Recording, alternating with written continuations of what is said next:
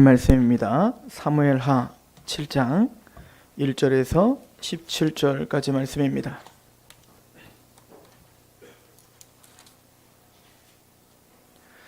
사무엘하 7장 1절에서 17절까지 말씀.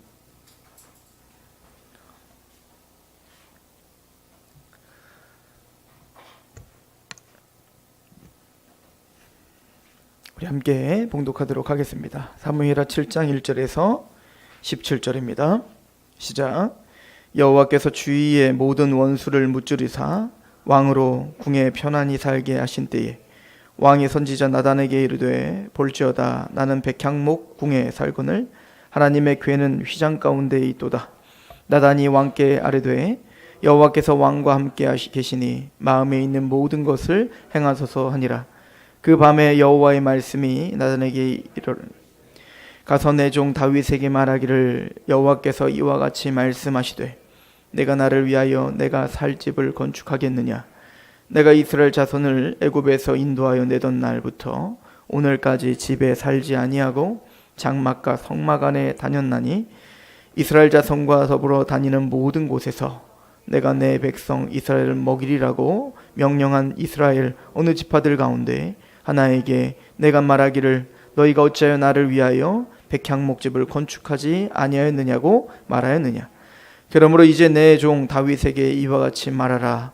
만군의 여호와께서 이와 같이 말씀하시기를 내가 너를 목장 곧 양을 따르는 데에서 데려다가 내 백성 이스라엘의 주권자로 삼고 내가 가는 모든 곳에서 내가 너와 함께 있어 내 모든 원수를 내 앞에서 멸하소서. 땅에서 위대한 자들의 이름과 같이 내 이름을 위대하게 만들어 주리라. 내가 또 내 백성이 이스라엘을 위하여 한 곳을 정하여 그를 심고 그를 거주하게 하고 다시 옮기지 못하게 하며 악한 종류로 전과 같이 그들을 해하지 못하게 하며 전에 내가 사사에게 명령한 내 백성 이스라엘을 다스리던 때와 같이 아니하게 하고 너를 모든 원수에게서 벗어나 편히 쉬게 하리라.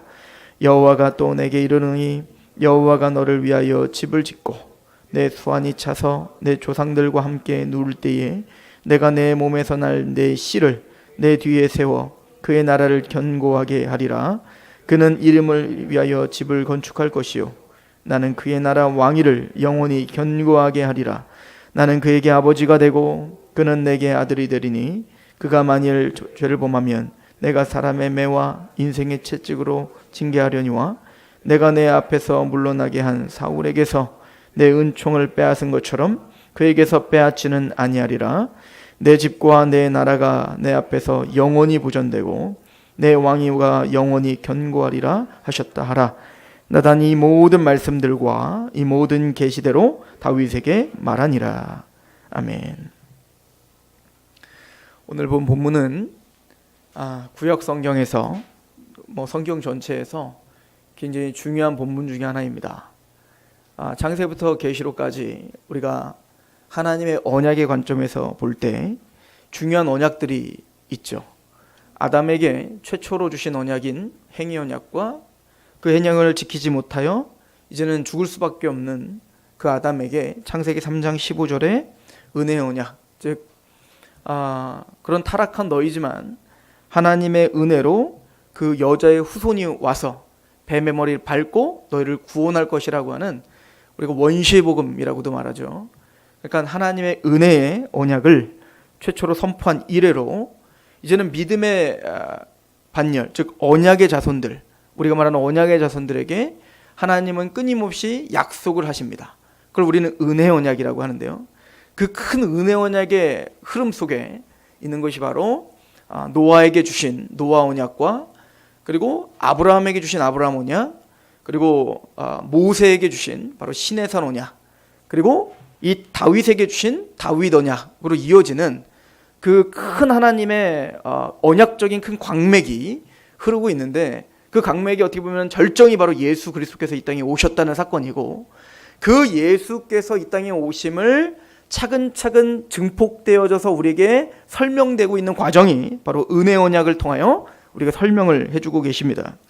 그러므로 오늘 다윗에게 이 사무엘하 7장에 주신 이 언약은 단순히 다윗 왕국의 무궁한 발전, 번영, 번성을 말할 뿐만 아니라 더 궁극적으로는 하나님의 영원한 나라, 메시아의 나라, 하나님의 완성된 하나님의 나라를 약속하고 있는 아주 굉장히 중요한 언약이기도 합니다. 그도 그럴 것이 오늘 다윗에게 약속한 것을 보면 7장 16절에 보면 이렇게 말하죠.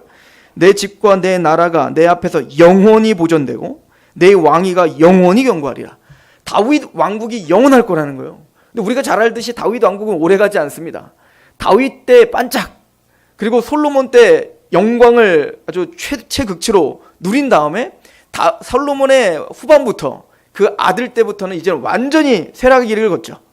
그러니까 사실은 이 다윗 왕조가 물론 이 약속 때문에 열왕기 상하에 보면 이제는 르호보암, 그 솔로몬의 아들 르호보암을 통해서 남유다가 그 다윗의 왕조가 계속 명맥을 유지하게 되고, 그 위에 북이스라엘 여로보암을 통해서 시작되는 그 북이스라엘은 왕조가 계속 바뀌죠. 그죠? 여로보암 왕조는 그대로 바뀌게 되고, 또 그러니까 계속 왕조가 바뀌지만 남유다는 다윗 왕조가 끝까지 시드기야 왕까지 가는 거예요. 그러니까 이 언약의 신실함을 보여주고 있지만 어쨌든 시드기야도 비참하게 바벨론을 끌려가 다윗 왕조는 끝맺음한단 말이에요.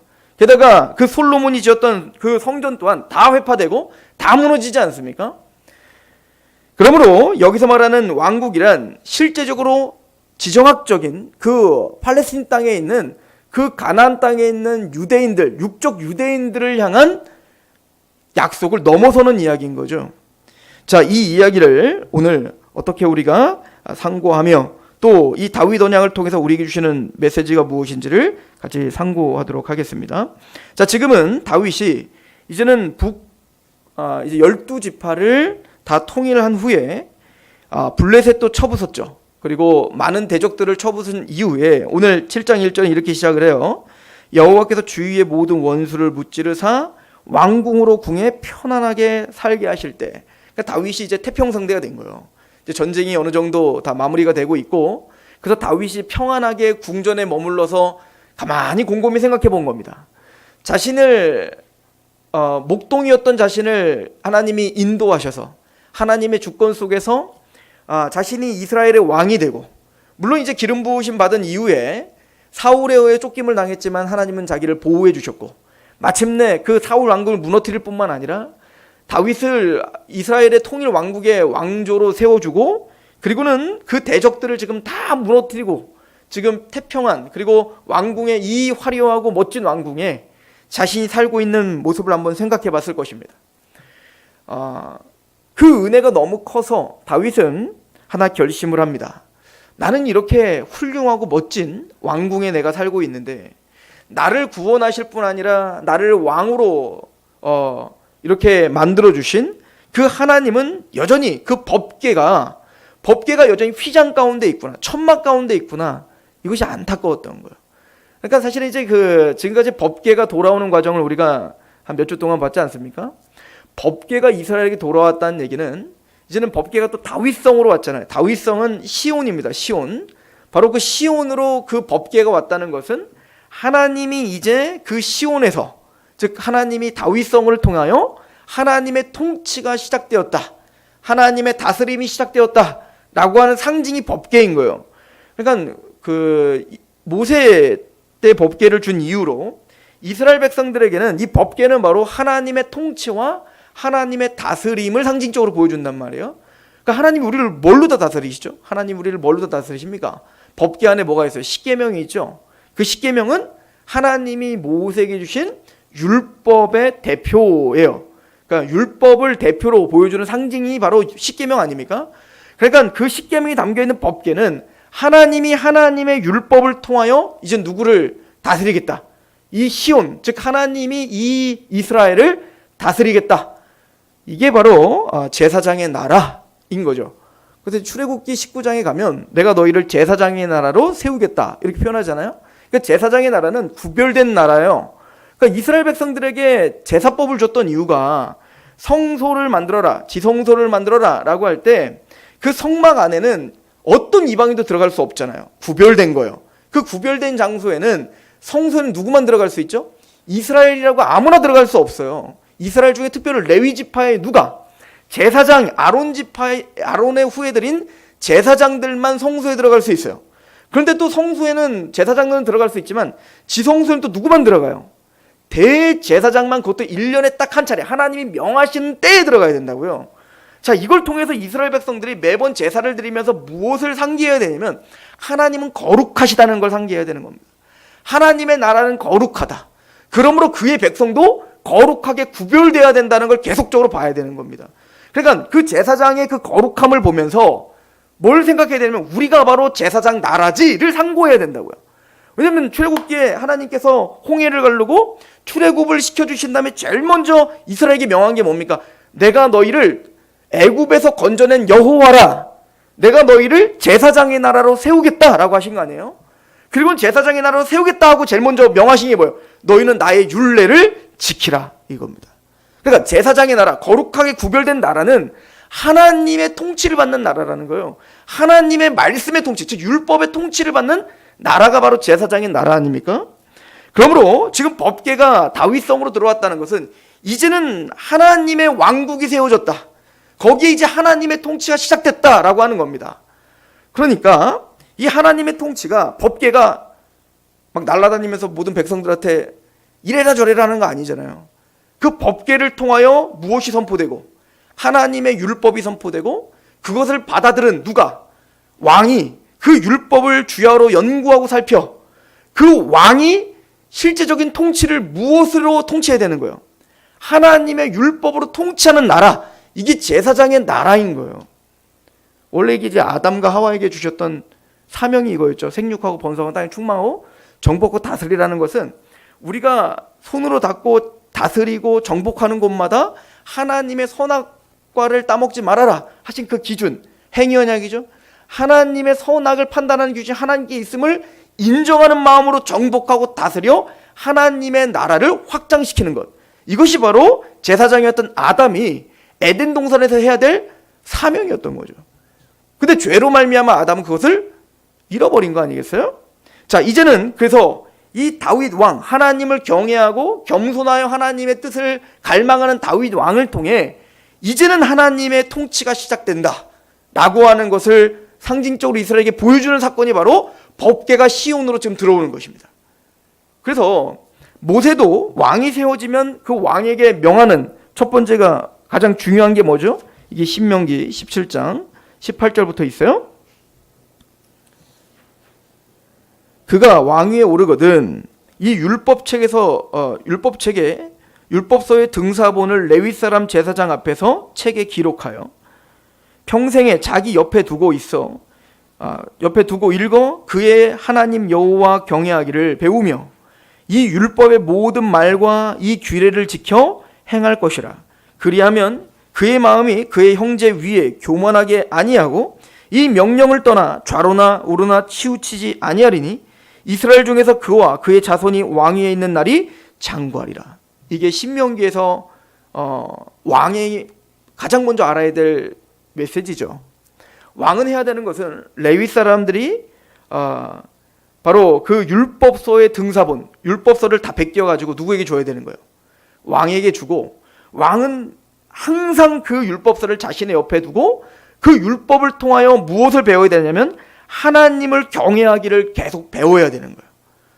하나님을 경외하면 어떤 열매가 나타난다는 겁니까? 하나님 여호와를 경외하기를 배워서 이 율법의 모든 말과 이 규례를 지켜 행하라. 그리하면 그의 마음이 그의 형제들 위해 교만하지 않을 거라는 거예요. 그러니까 성경에서 말하는 왕이란 교만하여 자신의 힘과 권세로 사람들을 탄압하고 내 마음대로 통치하고 내 마음대로 이끌어가는 카리스마적인 왕을 지금 요구하는 게 아니에요.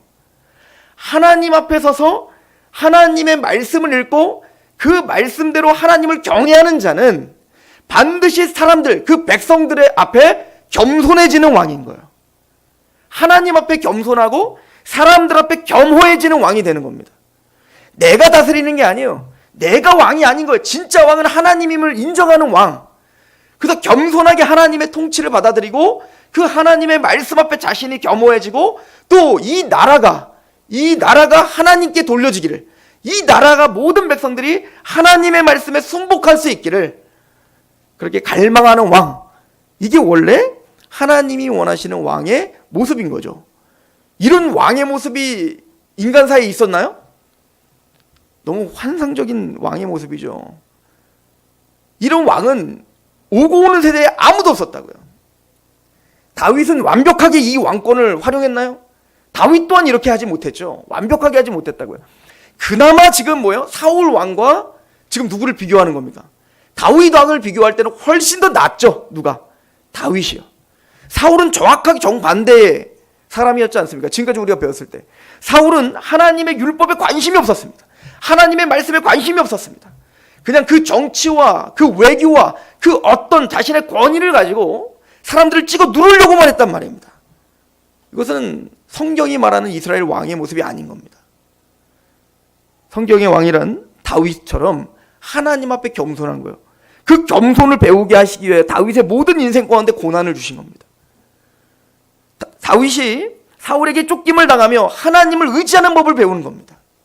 그렇게 의지하다가도 또 실수하고 또 실수한 게 다윗이었죠. 그러나 그 실수도 하나님 허용하시는 겁니다. 왜? 그 실수할 때에 하나님 앞에 받는 그 징계들과 또 여러 가지 아픔들과 고통들을 통해서 하나님 앞에 순종하는 것이 얼마나 더 쉬운 길인지, 또 하나님께 순종하는 것이 얼마나 안식의 길이며 평강의 길인지 다윗은 그의 인생을 통해서 배워야 됐고, 또 자신이 배운 그 말씀으로 모든 백성들을 다스려야 됐던 거예요.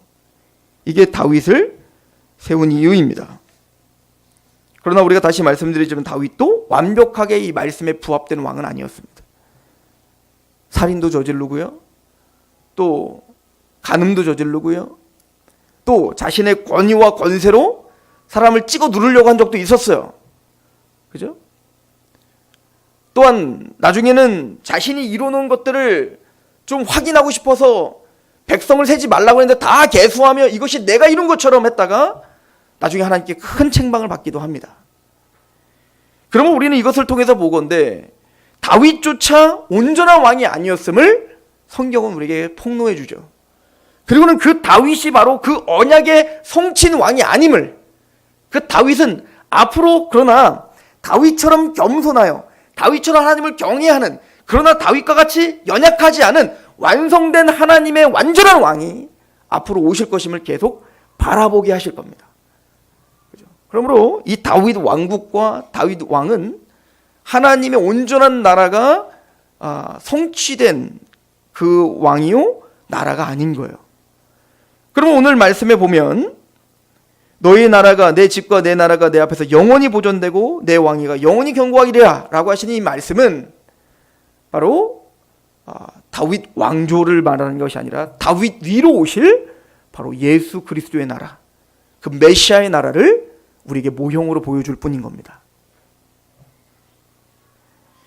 다윗은 어찌하든 자신을 왕으로 세우시며 목동이었던, 한남 목동이었던 자신, 자격이 없는 자신, 일한 것도 없는 자신, 다윗은 분명히 알았죠. 자신이 지금 이 왕의 태평한 이 삶을 살 수 있는 것, 그 어떤 것 하나 자신이 행한 것이 아무것도 없다는 걸 인정합니다.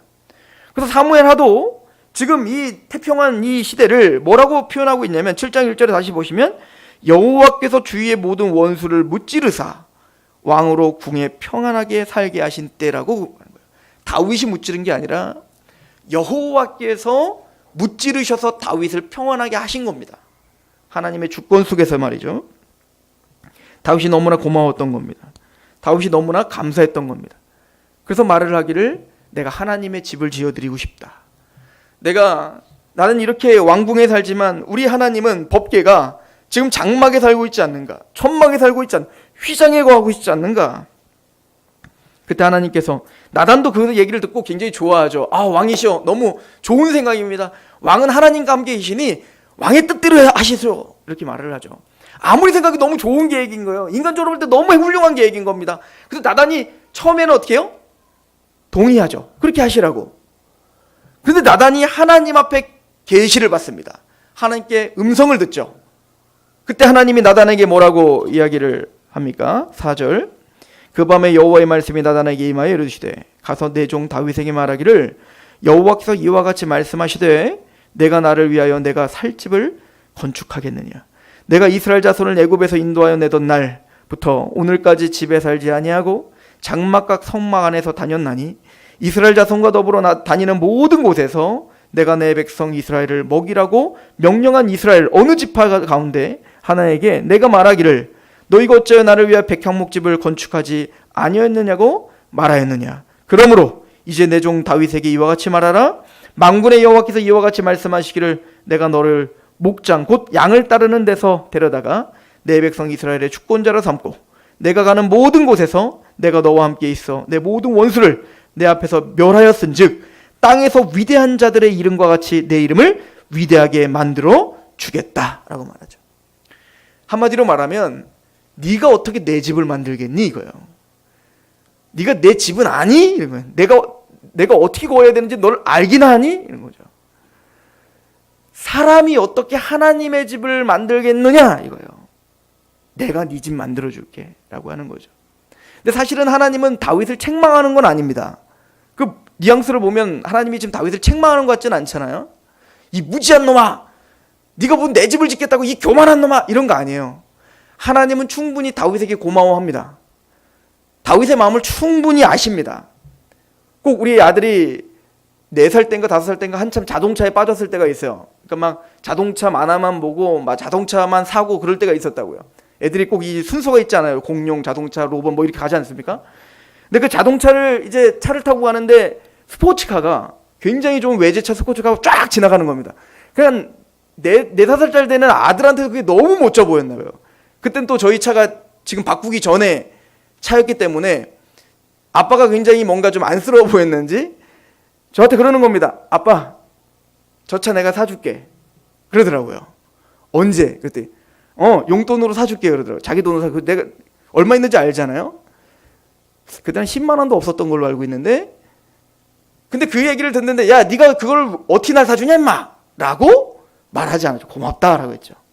마음을 받는 거 얼마나 귀여워요? 얼마나 고마워요. 그게 허황된 말인 것 같지만 허황돼 보여도 그게 얼마나 감사한 일이에요. 얼마나 귀엽고 얼마나 좋습니까? 어찌 보면 우리가 하나님 앞에 다윗처럼 예 하나님 내가 주님의 집을 만들어 드리고 싶어요. 그런 것처럼 하나님을 위해 내가 뭔가를 하고 싶습니다. 하나님 내가 주를 위해 살고 싶습니다.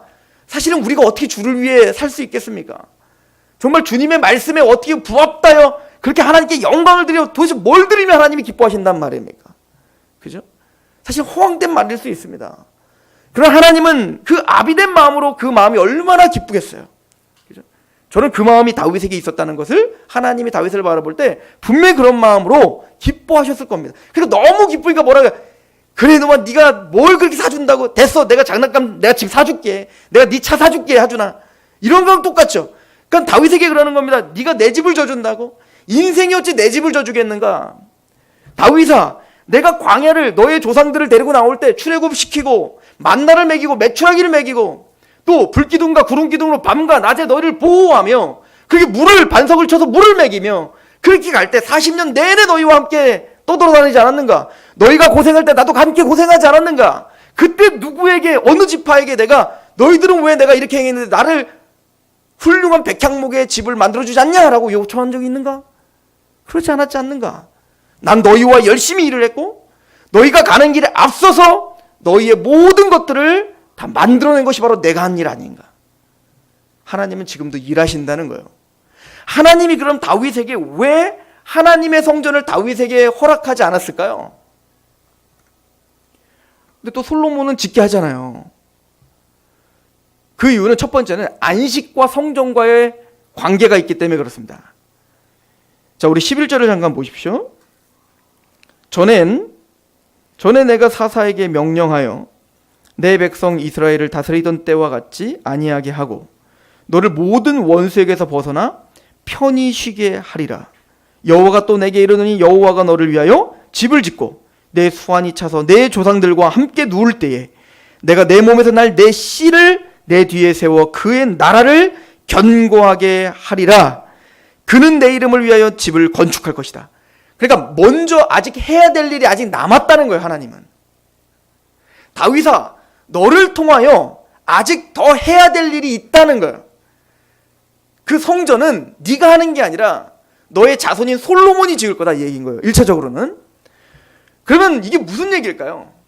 자, 사사시대 때에 사사들을 통하여 행한 것 같이 하지 않겠다 이 얘기는 뭐죠? 여러분들 원래 하나님이 이스라엘 백성들을 가나안 땅에 들여보내면서 여호수아를 통해 제일 먼저 한 게 뭐예요? 정복전쟁이었죠. 그 가나안 땅에 있는 모든 이방 백성들 다 쫓아내는 겁니다. 그리고 거기에 하나님의 온전한 통치가 임하게 하는 거예요. 그런데 우리가 잘 알듯이 여호수아도 그걸 다 완성하지 못했고 사사시대 때는 아예 그거를 손 놔버렸죠. 범죄함으로, 죄로 말미암아. 즉 무슨 얘기입니까? 하나님의 온전한 안식, 즉 하나님의 온전한 샬롬, 그 평화가 그 땅에 정착이 되지 않았다고요. 그런데 그 사사시 때와는 다르게 내가 너를 통하여는 그 일을 완성하겠다 이거예요. 무슨 얘기죠? 물론 지금 웬만한 대적들은 다 소탕했지만 아직 다윗은 해야 될 일이 많습니다. 나중에는 이제 뭐 다윗이 너는 피를 너무 많이 묻혀서 성전 못 져 이런 얘기를 하는데 그 얘기는 뭐냐면 다윗이 해야 될 일이 손에 피를 묻히는 겁니다. 무슨 얘기죠?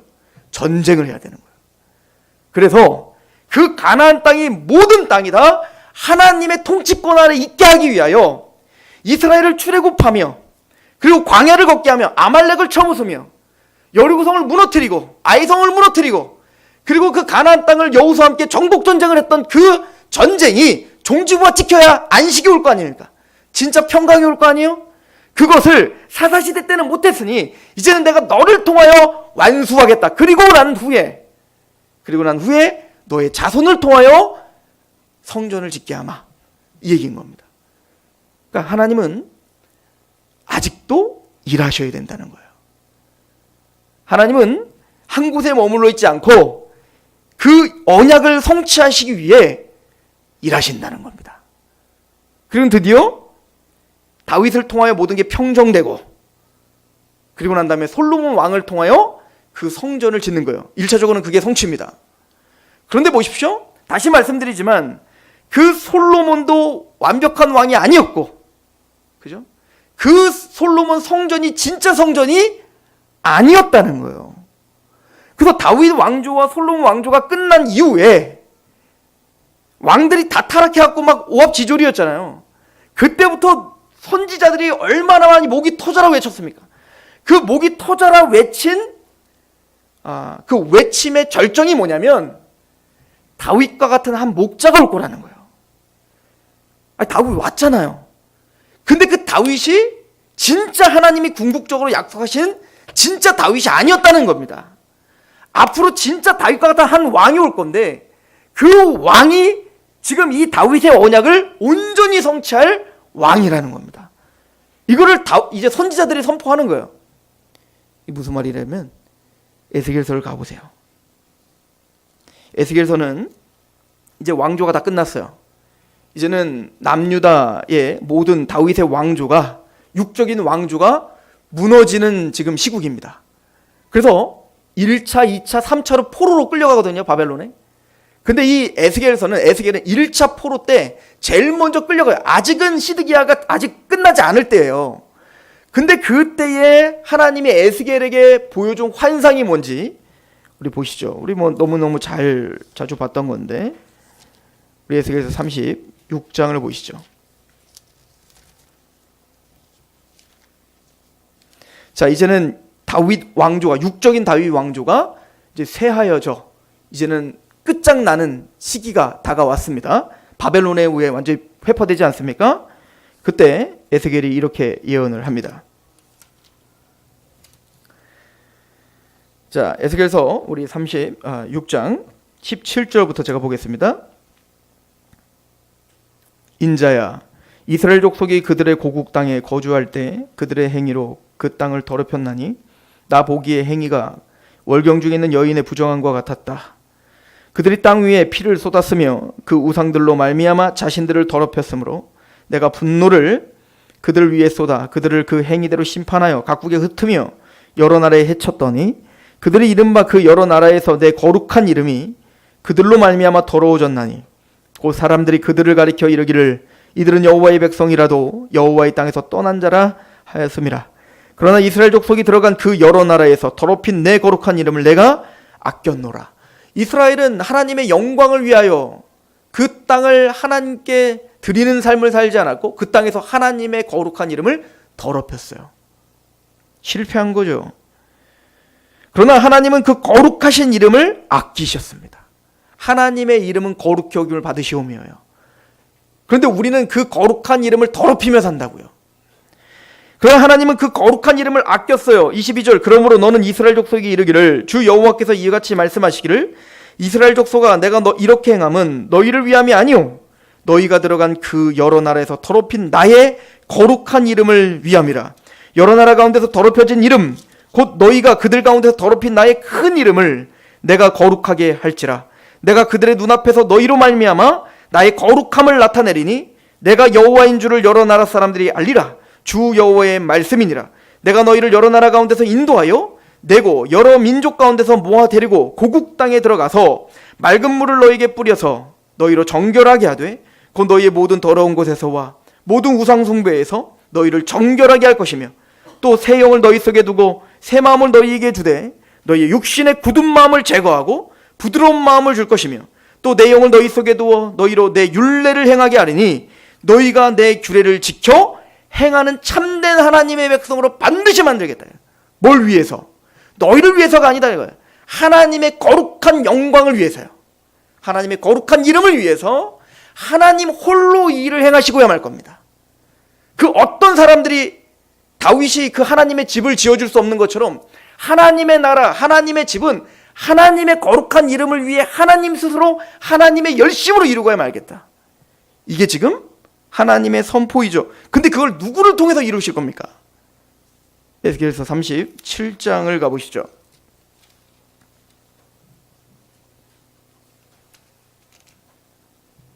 24절입니다. 내 종 다윗이 그들의 왕이 되리니 그들 모두에게 한 목자가 있을 것이라. 그들이 내 규례를 준수하고 내 율례를 지켜 행하며 내가 내 종 야곱에게 준 땅 곧 그의 조상들이 거주하던 땅에 그들이 거주하되 그들과 그들의 자손손이 영원히 거기에 거주할 것이요 내 종 다윗이 영원히 그들의 왕이 되리라. 내가 그들과 화평의 언약을 세워 영원한 언약이 되게 하고 또 그들을 견고하고 번성하게 하며 내 성소를 그 가운데 세워서 영원히 이르게 하겠다는 거예요. 하나님의 성소를 다시 회복할 거예요. 근데 누가? 다윗이 그걸 하시겠다.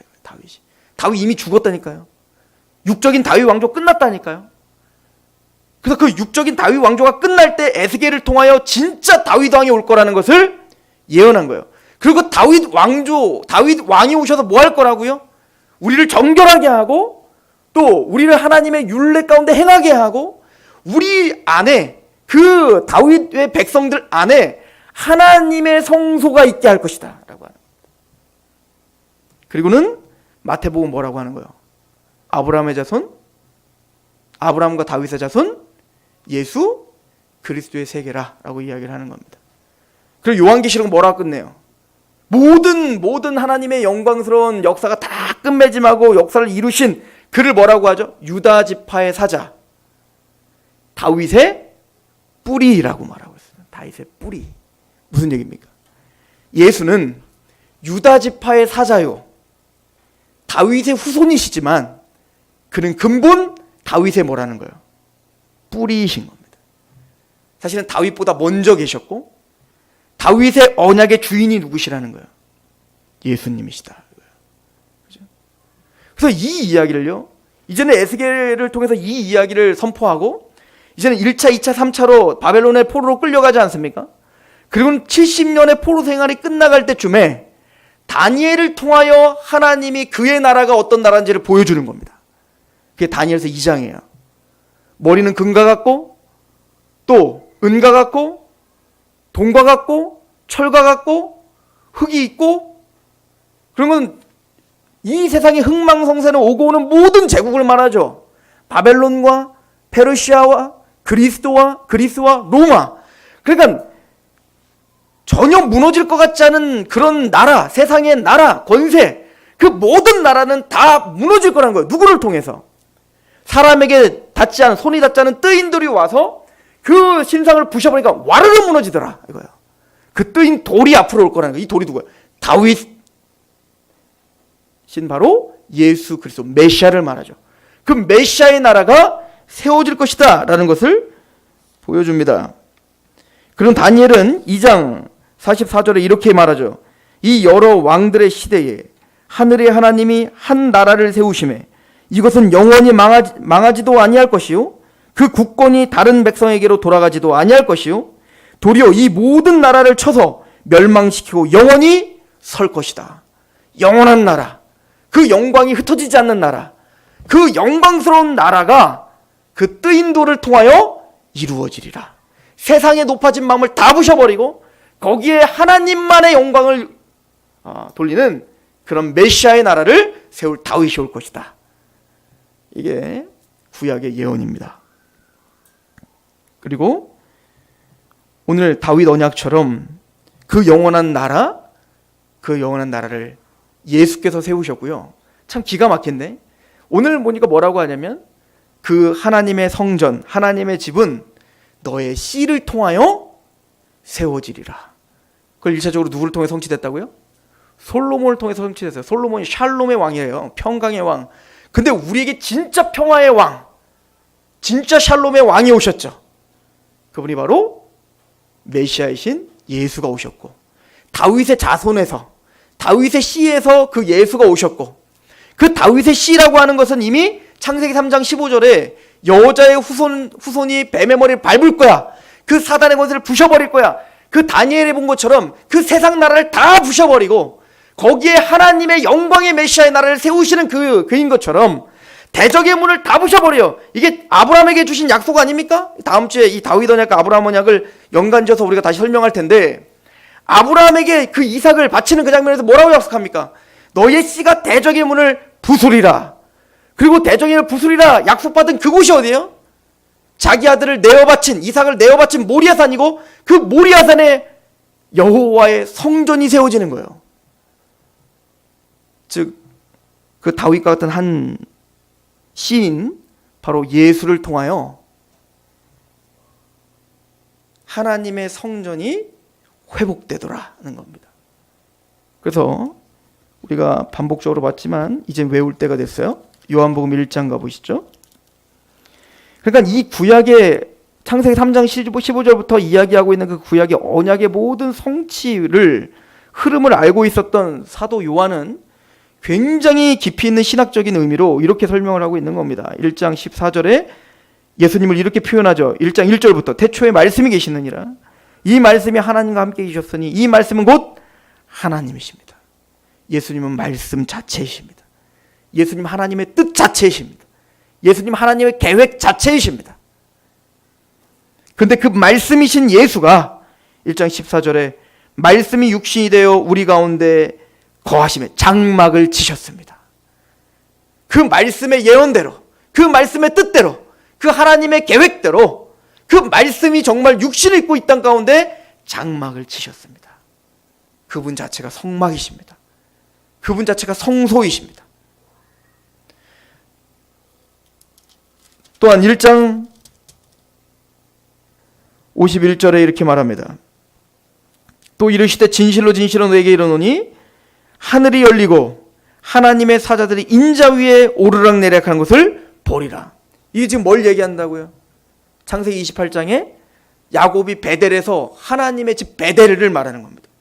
하늘이 열리고 하늘과 땅을 연결하는 사닥다리가 있고 그 위에 천사들이 오르락내리락 하는 걸 봅니다. 그런 것처럼 야곱이 말합니다. 이곳에 하나님이 거하시는 줄 내가 몰랐구나. 이곳은 하나님이 거하시는 곳이다. 그러므로 하나님의 집이다. 베델, 하나님의 집, 이런 거예요. 근데 바로 그 하나님의 집이 누구라는 거예요? 인자 위에 사자들이 오르락내리락 하리라. 내가 바로 베델이다, 이거예요. 예수님이 우리의 성막이시며 예수님이 바로 하늘과 땅을 연결한 유일한 사닥다리이신 베델이다 라고 설명하는 겁니다. 그럼 더 나아가서 예수님은 2장에 뭐라고 이야기합니까?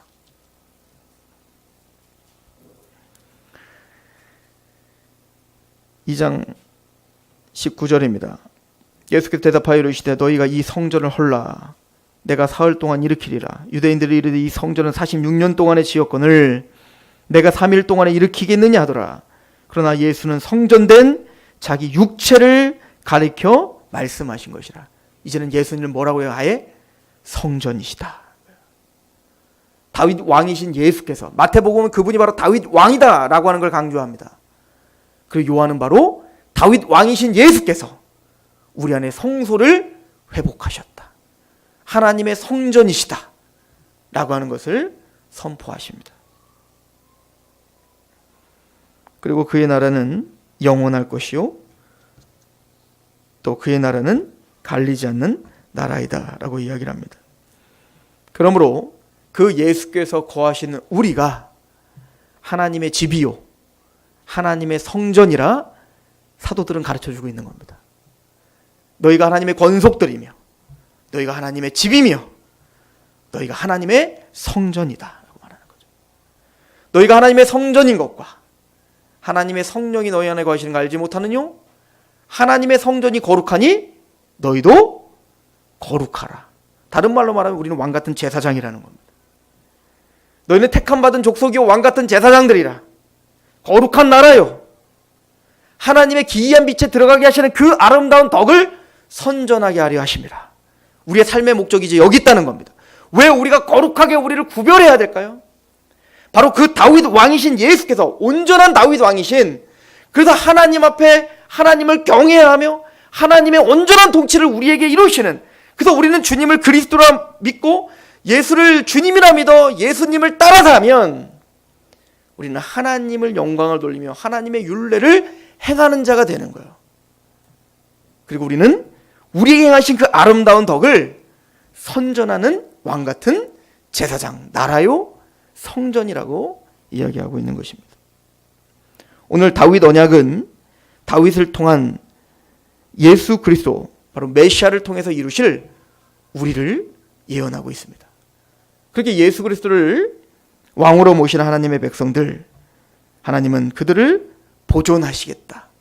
또 거기에 하나님의 성전을 세우시며 하나님이 왕노릇하시며 하나님이 통치를 하시겠다라고 약속을 하고 계시고, 저는 저와 여러분들에게 그것이 성취되어지고 있고, 그리고 궁극적으로 완성될 날이 오고 있음을 믿습니다. 그러면은 이 성전이 언제 완성되는 걸까요? 우리가 성전 됐으면 성전 완성된 거 아니에요? 아니에요. 이미 완성됐지만 아직 완성되지 않았습니다. 이게 이미와 아직이라고 하는 중요한 신학적인 논인데, 다윗 왕이신 예수를 통해 우리가 성전되었습니다. 그러나 여전히 우리는 죄가 있고 여전히 넘어지고 갈등이, 하나님의 말씀대로 살고 하나님의 율례대로 살고 싶은데 난 또 넘어지면 넘어질 수밖에 없는 죄 중에 거하고 있죠.